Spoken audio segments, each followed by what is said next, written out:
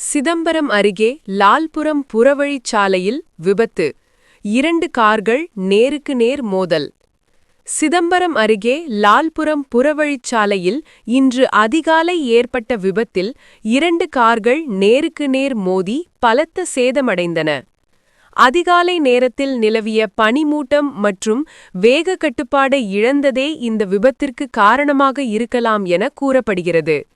எதிர் திசைகளில் வந்த 2 கார்கள் திடீரென மோதிக்கொண்டதால் வாகனங்களில் பயணித்த 10க்கும் மேற்பட்டோர் லேசான காயங்களுடன் உயிர் தப்பினர்.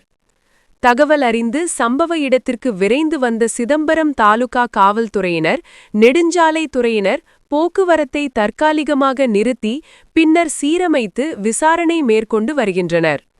அடிக்கடி விபத்துகள் நடைபெறும் இந்த லால்புரம் புறவழிச்சாலையில் வேக கட்டுப்பாட்டு நடவடிக்கைகள், பாதுகாப்பு புறவழிச்சாலைகளில் அதிக அளவு ஒளிவிளக்குகள் அமைக்க வேண்டும் என வாகன ஓட்டிகள் கோரிக்கை விடுத்துள்ளனர்.